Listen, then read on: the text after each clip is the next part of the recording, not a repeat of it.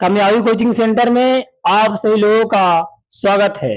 अ- ये जो आपको स्टूडेंट दिखाई दे रहे हैं, ये क्लास 10th का है। इनसे आज हम ट्रिगोनोमेट्री में यानी कि त्रिकोणमिति में मौखिक के रूप में हम प्रश्न पूछेंगे।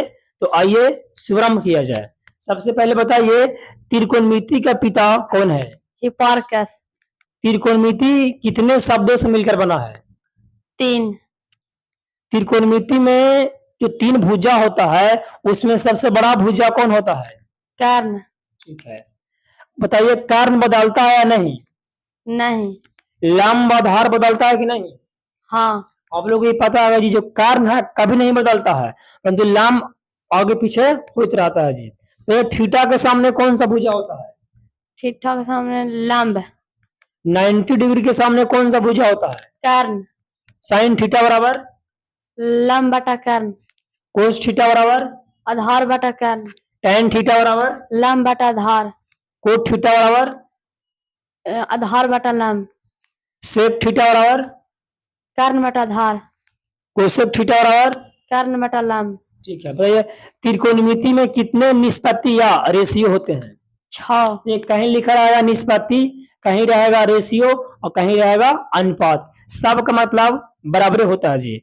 और बताइए त्रिकोणमिति जो थीटा होता है, थीटा कैसा भाषा का शब्द है? ग्रीक भाषा। ठीक है, sine into 90 degree minus theta बराबर cos theta. Cos into 90 degree minus theta बराबर sine theta. tan into 90 degree minus theta बराबर cot theta. Cot into 90 degree minus theta बराबर tan थीटा। Sec into 90 degree minus theta बराबर cosec theta. Cosec into 90 degree minus theta बराबर sec theta. कर्ण square बराबर लंब square plus आधार square.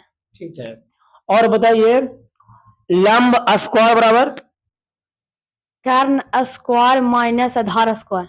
आधार square बराबर कर्ण square minus लंब square. Sign 0 degree के मान 0।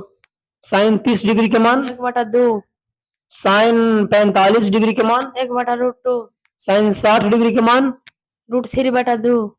साइन 90 डिग्री के मान 1। कोस 0 डिग्री के मान 1। कोस 30 डिग्री के मान √3/2। कोस 45 डिग्री के मान 1/√2। कोस 60 डिग्री के मान 1/2। कोस 90 डिग्री के मान 0। tan 0 डिग्री के मान 0। tan 30 डिग्री के मान 1/√3। tan 45 डिग्री के मान 1। tan 60 डिग्री के मान √3। tan 90 डिग्री के मान। अपरिभाषित।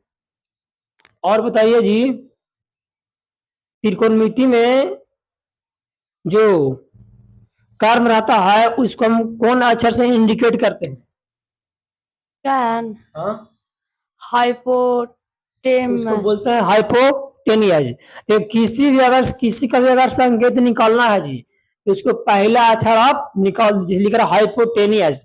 हाइपोटेनियस के पहला अक्षर कौन है? एच है, जिसको हम एच से इंडिकेट करते हैं। फिर आता है आधार, आधार के पहला अक्षर होता है बेस, बेस के पहला अक्षर कौन सी है? बी है, आधार को हम बी से करेंगे। अब लास्ट में बचेगा परपेंडिकुलर।